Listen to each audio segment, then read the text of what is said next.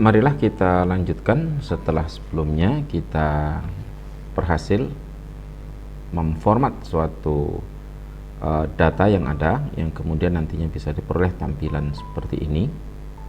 Maka berikutnya kita akan mencoba mempelajari tentang operasi dasar di dalam Microsoft Excel. Tentunya operasi dasar di dalam Microsoft Excel seperti halnya di matematika umumnya, kita bisa menggunakan fungsi tambah, fungsi kurang, fungsi bagi, dan fungsi kali.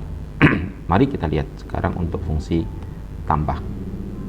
Misalnya saya ingin menjumlah di sini, ya, di bagian ini dengan menjumlahkan seluruh asal stok, ya. Saya tuliskan adalah jumlah. Untuk penambahan saya bisa lakukan secara manual satu persatu dengan cara, jangan lupa untuk operasi matematik ketikkan tanda sama dengan. Artinya ini memberikan kepada Excel untuk melakukan fungsi, ya, apakah nanti tambah, kurang, bagi, atau beberapa fungsi-fungsi yang lainnya, ya. Saya ingin menambahkan, apa yang ingin saya tambahkan? Saya ingin menambahkan seluruh jumlah stok awal ini satu persatu. Saya bisa lakukan dengan cara yang pertama, saya klik di sel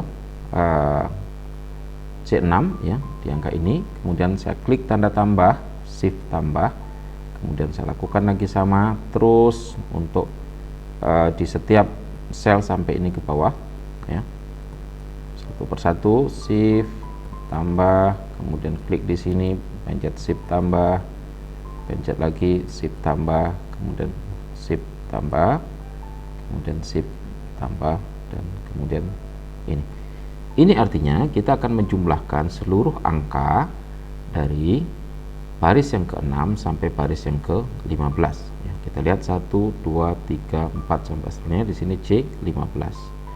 Kemudian kita bisa tekan enter. Nah, yang kita jumlah adalah ini.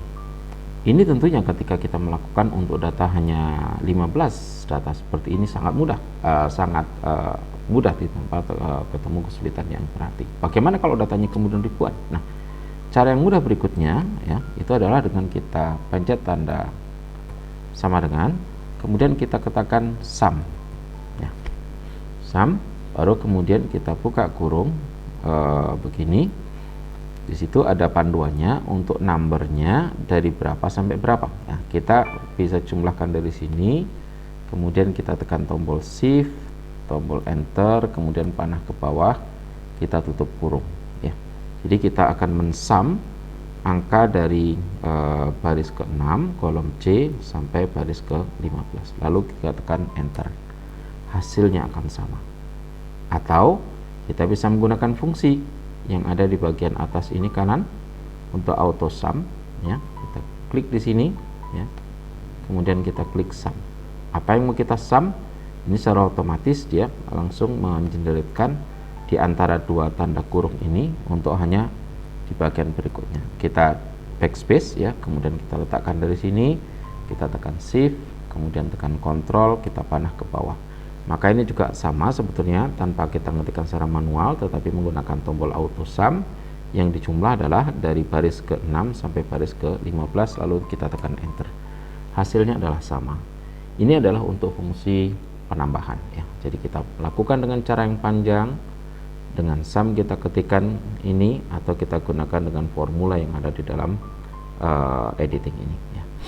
Kemudian untuk yang ini kita bisa lakukan dengan yang cara sama, tapi tentunya akan jauh lebih mudah kalau kita gunakan dengan auto sum. Kita coba sum, maka dia secara otomatis dia menjumlah ke kiri, karena itu yang bukan kita inginkan. Kita letakkan kursor kita sini, kemudian kita delete, ya, kemudian kita klik di bagian atas, tekan shift, tekan kontrol, panah ke bawah, artinya sudah menjumlah dari baris D6 sampai D15. Kita tekan enter, selesai. Kemudian untuk sisa, nah sisa ini sebetulnya sudah ada formulasi yang sebelumnya telah diinikan. Nah, sisa ini misalnya stok jumlahnya terpakai berapa, maka jumlahnya di sini. Nah, coba kita akan hilangkan di sini, apakah hasilnya nanti akan sama diperoleh seperti yang sebelumnya ini. Saya ketekan shift, kemudian panah ke bawah, saya delete. Maka karena angka di sini satuan dikalikan dengan angka 0, maka di hasil sini adalah nominalnya adalah 0. Nah, Coba misalnya kemudian saya ingin menjumlahkan sama untuk pengurangannya, ini sama dengan ini dari stoknya, kita kurangi dengan menekan tombol kurang, dikurangi dengan apa? Dengan D. Ini artinya kita akan mengurangkan angka di C6 dengan angka di D6. C6 kurang D6, kemudian kita tekan enter. Hasilnya secara otomatis akan sama. Dan dengan cara di tahapan yang sebelumnya, dengan sangat mudah kita, karena ini sudah ada 15 baris yang dikehendaki, kita arahkan kursor kita ke tanda di bagian pojok ini, kemudian kita double klik, maka selesai. Perhitungan secara otomatis di generate. Harga satuan kita tidak perlu ubah.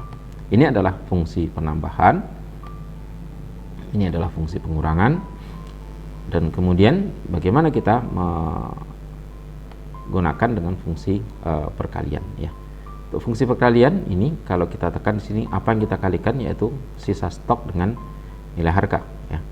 Maka kita bisa melakukannya, ya. Kita delete terlebih dahulu. Kita ketik tanda sama dengan, ya.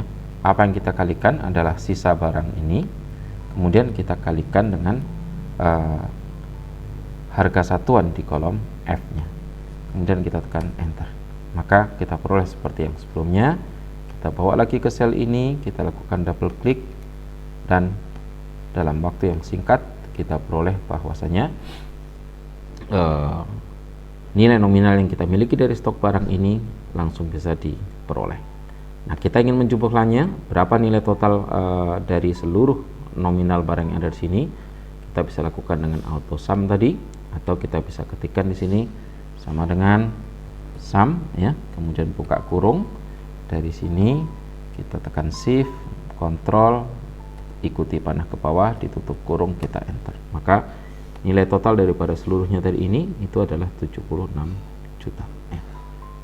Saya akan coba rapikan. Untuk yang ini saya hapus, kemudian ini juga dihapus, tetapi ditambahkan dengan cara auto sum. Oke, kemudian ini saya cukup tekan tombol enter. Nah, sekarang bagaimana kalau misalnya kita memiliki beberapa data, yang data itu perlu kita lakukan analisis, yang kita ingin menjumlahkannya. Misalnya kita mengelola suatu gudang zat, ya, atau apapun lah itu nantinya, yang kita ingin setiap satuan kelompok zat ini, misalnya natrium, kemudian ada sodium, ada kalium, gitu, ya. Apa namanya? Kita ingin mengelompokkan zat ini sesuai dengan kelompoknya, sehingga nanti ordernya barangkali si kelompok natrium adalah di perusahaan A, kelompok sodium di perusahaan B, dan seterusnya dan seterusnya. Bagaimana caranya? Misalnya kita lakukan di sini jumlahan dengan cara, misalnya kita ketikkan adalah stok natrium itu berapa, ya. Kemudian demikian pula untuk stok sodium. Kemudian yang lainnya mungkin kita gunakan untuk yang lain adalah di sini yang angkanya berbeda, misalnya tidak ada, ya. Nanti kita lihat. Nah, sekarang bagaimana? Saya ingin tahu seluruh jumlah stok nilai daripada natrium dan sodium. Kita bisa melakukan penjumlahan sini dengan cara, ya, kita gunakan rumus sum if, ya. Kalau tadi sum itu menjumlahkan seluruhnya, kalau sum if, ya, ini ada pilihannya, ini sum if. Nah, kita klik di sini, ya. Setelah sum if, maka kita peroleh ada panduannya ring mana dengan kriteria apa, lalu mana yang dijumlahkan. Saya ingin seluruh manakala di sebelah kiri ini mengandung kata natrium, saya ingin dijumlahkan nilai rupiah yang ada di kolom G ini, ya, di kolom nominal. Maka saya akan pilih range-nya. Setelah ini saya klik di sini, kemudian saya tekan Ctrl Shift, Ctrl panah ke bawah, Ini saya berikan tanda koma seperti halnya panduan di sini, koma. Kemudian apa kriterianya? Nah, untuk membuat kriteria ini kita perlu dahului dengan tanda petik 2. Petik 2. Apa? Natrium, ya. Nah, karena natrium namanya beragam, yang saya ingin bahwasanya seluruh natrium tanpa memerlukan yang berikutnya, maka saya bisa berikan tanda spasi lalu tanda bintang. Ini artinya apa? Seluruh natrium apapun gitu akan dijumlah dalam bentuk bagian ini. Natrium, ya, saya akhiri lagi dengan tanda petik 2, koma, lalu range-nya apa yang mau dijumlah di range-nya, ya, saya spasi untuk memudahkan kita memisahkannya. Kemudian kita tekan di bagian ini yang akan kita jumlah, kalau di kirinya natrium untuk bagian ini. Maka saya tekan sini, kemudian saya tekan shift, control, panah ke bawah. Saya berikan tutup kurung. Nah, di sini artinya stok natrium saya ingin menjumlah dari item yang memiliki nama natrium dari kolom G ini. Maka kalau kemudian saya tekan enter, maka kita peroleh di sini jumlahnya adalah sekian. Kita berikan koma, kita kurangi desimalnya. Ini adalah jumlahnya. Nah, apakah benar itu? Kita bisa mengeceknya dengan cara yang ada natrium, ya. Kita klik di sini, kemudian kita tekan kontrol, kita tekan juga yang natrium lagi di sini, kita klik di sini. Maka secara otomatis kita perolehkan di sini, ya, sumnya, ya, jumlah daripada yang natrium dan natrium itu adalah 12.349.000, sama 12.349.000. Nah, demikian pula untuk stok sodium kita bisa lakukan dengan cara yang sama. Sum if, buka kurung, range-nya dari B6, shift control sampai B15, kita koma, kriterianya apa? Kita berikan tanda petik 2, sodium, ya. Kemudian spasi bintang, ya. Kemudian saya berikan tanda petik 2 lagi, koma, kemudian range yang dijumlah adalah yang dari kolom G nominal sampai di G6 sampai G15. Lalu saya berikan tutup kurung, kemudian saya tekan enter. Nah, ini sama karena formatnya belum, ya, kita sudah desimalkan. Kita ingin cek apakah benar yang mengandung kata sodium jumlahnya adalah 4.162.500. Kita cari sini, ini adalah sodium, ya. Kita klik sini, kemudian kita tekan kontrol. Ini juga sodium, kita klik. Jumlahnya 4.162.500 seperti hal yang tertera di sini. Nah, itulah adalah dasar-dasar bagaimana kita dengan Microsoft Excel ini bisa menjumlahkan secara spesifik bagian mana yang perlu kita jumlah, sehingga nantinya dalam pengelolaan, misalnya dalam aplikasi kita sebagai seorang yang perlu mengambil analisa dari suatu data, apakah pembelanjaan dan lain sebagainya, akan lebih mudah dengan cara kita memanfaatkan salah satu fungsi daripada Microsoft Excel yang melibatkan sum if. Demikian pada bagian ini, kita akan lanjutkan pada bagian yang berikutnya.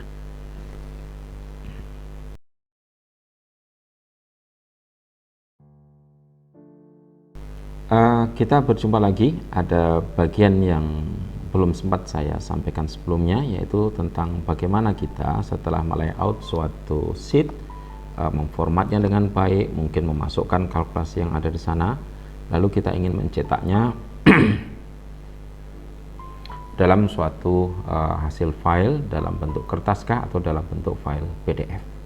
Caranya cukup mudah. Setelah kita lakukan kalkulasi ini, misalnya supaya lebih nampak untuk jumlah dan apa yang kita kalkulasikan, kita bold misalnya untuk berapa stok di sini, kita bisa lakukan bold juga. Lalu kita ingin ketika kita preview, ya, print preview, maka kita dapati hasilnya kurang lebih seperti ini, ya. Nah, kita ingin ini tercetak dalam bentuk file PDF. Caranya ketika di Microsoft Excel 2016 atau lebih di atas, ya, dari 2010 juga bisa, kita cukup menyimpan dengan save as, ya, kemudian kita simpan di sini.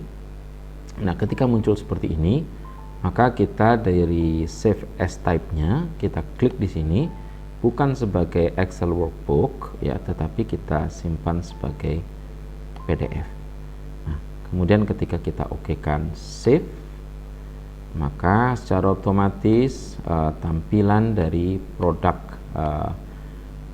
cetakan kita itu dalam bentuk kertas ini dengan positioning ya, gambar ya, tabel maksud saya, dengan margin yang cukup dari sebelah kirinya dan tidak terlalu mepet dengan kanannya.